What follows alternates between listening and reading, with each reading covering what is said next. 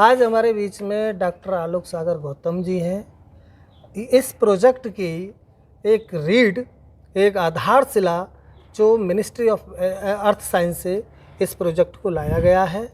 मुझे उम्मीद है कि आने वाले समय में भी इसी प्रकार के प्रोजेक्ट इस विश्वविद्यालय को ये लाते रहेंगे। और मैं सर आपसे थोड़ा ब्रीफ में जानना चाहूँगा कि ये जो आपका प्रोजेक्ट था 7 डेज चला और जिसको हमने अर्थ डे सेलिब्रेशन वीक के रूप में मनाया है, तो आपके एक्सपीरियंस कैसे रहे? धन्यवाद सर। सबसे पहले तो मैं आपका बहुत बहुत धन्यवाद करना चाहूँगा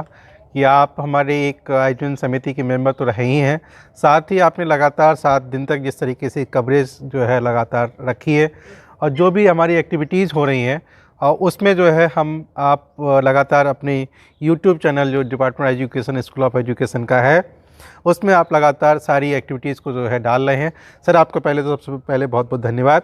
ये program thank you sir. Ministry of earth science government of India sponsored program ये अर्थ डे 2023 का, और इसमें हमने जब प्रोग्राम चेकआउट किया था मैं एडवाइज़र आउटरीच प्रोग्राम के डायरेक्टर डॉक्टर जगबीर सर का मैं धन्यवाद देना चाहूँगा, जो मिनिस्ट्री ऑफ अर्थ साइंस में सीनियर साइंटिस्ट हैं। उन्होंने इस तरीके से इस बहुत ही इनोवेटिव थीम्स के साथ जो है इस प्रोग्राम को जो है करने के लिए हमें हेमंत बहुगुणा गढ़वाल विश्वविद्यालय को चुना। और इसमें सबसे पहले जो हमारे जितने भी रिसर्च स्कॉलर्स हैं, चाहे श्याम है, करण है, संजीव हैं, और इन सब ने जो है इस प्रोग्राम के साथ कि हम कैसे मैक्सिमम बच्चों को जो है इसमें इन्वॉल्वमेंट करें। और एक बहुत बड़ा क्वेश्चन मार्क था कि क्योंकि ये मई का जो अप्रैल का महीना चल रहा है और यहाँ पर हमारे कुछ एग्ज़ाम्स भी चल रहे हैं और कुछ सेमेस्टर्स की पढ़ाई स्टार्ट हो गई है, तो ऐसे में हम इन्वॉल्वमेंट किस तरीके से रहे और यूनिवर्सिटी का representation ministry of earth science में मैक्सिमम किस तरीके से हो। तो इसमें हमने जो है एक training of seed ball preparation जो मिस्टर श्याम नोटियाल उन्होंने इस चीज़ को बताया। इसी तरीके से मिस्टर संजीव कुमार ने जो है जो डॉक्यूमेंट्री हमने 2 मिनट की जो जितने पार्टिसिपेंट्स हैं उनसे बनवाई, उसमें climate change, global warming, ecology, ये सारे जो हॉट पेंडिंग इश्यूज हैं उस पर जो है 2 मिनट का डॉक्यूमेंट्री। और फिर इसी तरीके से करण ने जो है जिस तरीके से स्लोगन और पोस्टर कंपटीशन हमने पूरा 7 डेज़ का प्रोग्राम, साथ ही हमने सेमफोर्ड फ्यूचरिस्टिक स्कूल में हमने लगभग 450 बच्चों के बीच, जिसमें आप भी प्रेजेंट रहे और हम सबके व्याख्यान वहाँ पर हुए, और आप खुद फील कर सकते हैं कि 450 बच्चों के बीच किस तरीके से बच्चों ने कितने उत्साहवर्धन के साथ जो है उस पूरे प्रोग्राम को एंजॉय किया था। तो डेफिनेटली आज चूँकि ये इसका समापन दिवस है और सारे जो विनर्स हैं, आप यूजी पीजी रिसर्च स्कॉलर्स, आप हमारे पूरे प्रोग्राम में लगातार रहे। आपने भी देखा किस तरीके से हमने विनर्स चाहे फर्स्ट है तो उसको 2-3 मैक्सिमम स्टूडेंट्स को हमने इन्वॉल्वमेंट किया। और इसमें हमने जैसे government of India ministry of earth science का जो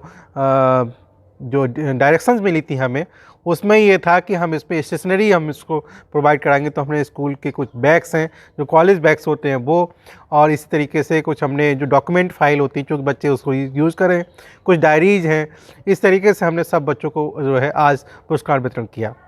जी सर। सर जैसा कि आपने इतना ब्रीफ में अपने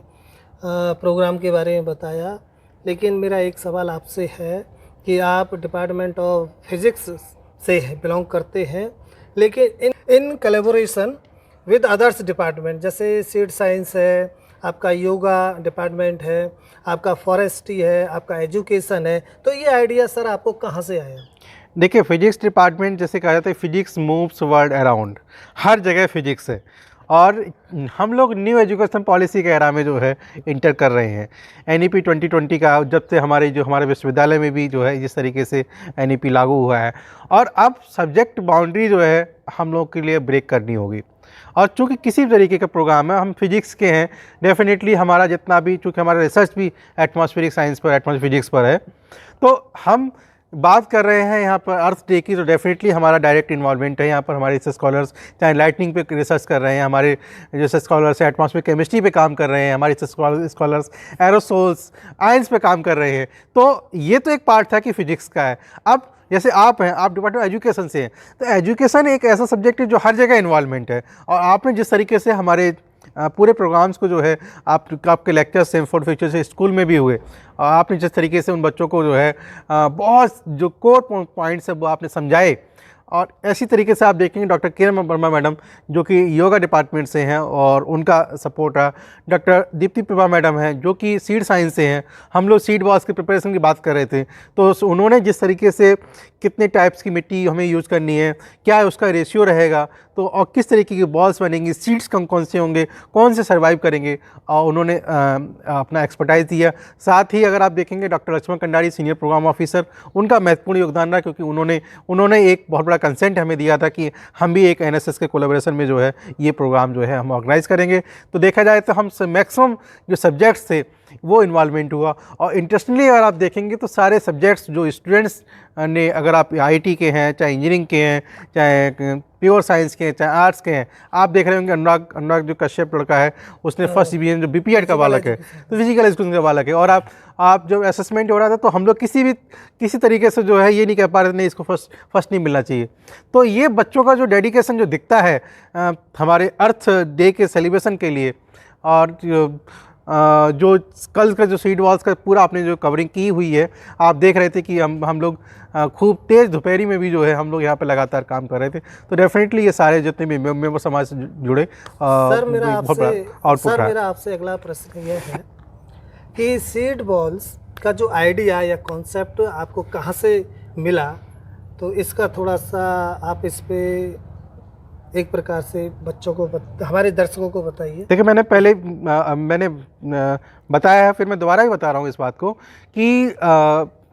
हमारे साथ, क्योंकि प्रोग्राम चेकआउट करने में हम लोग तो एक मीडिएटर है, जो आइडियाज आते हैं वो रिसर्च स्कॉलर्स स्टूडेंट से आते हैं, और हम लोग उसको ब्लैक एंड वाइट में जो है टेक्स्ट लेकर के फिर आगे चीज़ों को मूव करते हैं। तो मिस्टर श्याम नोटियाल जो कि उत्तरकाशी से हैं, डिपार्टमेंट केमिस्ट्री में जो है वो रिसर्च स्कॉलर हैं, और वो हमारे साथ कोलैबोरेशन में काम कर रहे हैं। तो उनके आइडियाज़ के साथ हमने इस प्रोग्राम को चेकआउट किया और इसको हमने आगे फिर फर्दर प्रोपोगेट किया कि किस तरीके से हम जो है इसको सीड वॉल्स का प्रिपरेशन है। और यहाँ पर बहुत अच्छी रफ एक्सरसाइज करने के बाद हमने फाइंड आउट किया कि जो है इस एरिया में जो है हम जो है अपना एक फ़र्स्ट ट्रायल जिसे कहा जाएगा हम देखें। एक चीज़ कल मैं हमारे professor NS. Pawar sir, registrar of this university, Garhwal university, उन्होंने एक बात कही थी कि आलोक ठीक है सीड वॉल्स रहेंगी, और उनका एक सजेशन, बड़ा अच्छा सजेशन था कि आप कुछ एरिया को लेकर के, जैसे 500 बाई 500 मीटर का कुछ एरिया क्रॉस सेक्शन बना करके आप वहाँ पर करें और उनको आप क्लोजली वॉच करें। मतलब आप चाहें तो आप उनको देखेंगे किस तरीके से वहाँ पर जो है चीज़ें हो रही हैं, नहीं हो रही, या कौन कौन से जो पैरामीटर्स, जो फैक्टर्स हैं वो वहाँ पर जो अफेक्ट हो रहे हैं। तो वो उन्होंने एक बड़ा अच्छा आइडिया दिया था कि आप उनकी बैरिकेटिंग कर सकते हो, इस तरीके से प्लान कर सकते हो कि ताकि वो पेड़ जो है अगर आते भी हैं तो वहाँ पर सर्वाइव कर जाएँ। सर मेरा अगला प्रश्न है कि जैसे कि हर लेक्चर, जितने भी लेक्चरर यहाँ आए या वक्ता यहाँ पर आए, उन्होंने अपने शब्दों में बैरन लैंड के बारे में काफ़ी डिस्कशन किया। तो बैरन लैंड क्या है ये हमारे दर्शकों को बताइए, और उस बैरन लैंड को कैसे हरी भरी किया जा सकता है। देखिए क्योंकि उत्तराखंड एक बहुत ही खूबसूरत हमारा प्रदेश है, और इसमें बैरन लैंड का जो बहुत कम चांसेस होते हैं। लेकिन कभी कभी क्या होता है कि चाहे फॉरेस्ट फायर है या फिर जो है चीड़ के है, कुछ ऐसी चीज़ें हो जाती हैं जहाँ पर हमारा जो है लैंड किसी तरीके से फर्टाइल नहीं हो पाता है, वहाँ पर किसी तरीके के पेड़ पौधे की उत्पत्ति नहीं हो पाती है, वहाँ किसी तरीके की जो है बागवानी से लेकर के आप जो है और या फिर खेती के लिए वो ज़मीन यूज़ नहीं होती है। तो वो ऐसी लैंड जो है वो बैरन लैंड कहा जाता है, जो एकदम जो है किसी तरीके से वो हमारे यूज़ में नहीं आती है। तो एक फ़र्स्ट ट्रायल है ये, अगर ये सक्सेस हुआ तो हम आगे चल के भी जो है इस प्रोग्राम को हम आगे से प्रोपोगेट करेंगे, मॉड्यूलेट करेंगे हम। Thank you so much sir, आपने मेरे हर सवाल का जवाब दिया, और मैं उम्मीद करूंगा कि आपको, और ईश्वर से भी प्रार्थना करूंगा कि ऐसे ही प्रोजेक्ट आपको सरकार देती रहे और इस विश्वविद्यालय के में चार चांद लगाएं आप, और जो भी इंस्ट्रूमेंट इक्विपमेंट की कमी है आप प्रोजेक्ट के माध्यम से उसको फुलफिल कर सकते हैं। दर्शकों, ये हमारे साथ आज डॉक्टर आलोक सागर गौतम भौतिकी विभाग से, जिनसे मैं बातचीत कर रहा था। और मैं पुनः आग्रह करूंगा कि ये department of education, school of education का चैनल है, जिसको आप ज़्यादा से ज़्यादा सब्सक्राइब, लाइक करें, जिससे यहाँ जितनी भी इंफॉर्मेशन और नॉलेज इस चैनल पर है, ज़्यादा से ज़्यादा उत्तराखंड के स्टूडेंट को, दर्शकों को और फार्मर को यहाँ से वो इससे सीख सकें।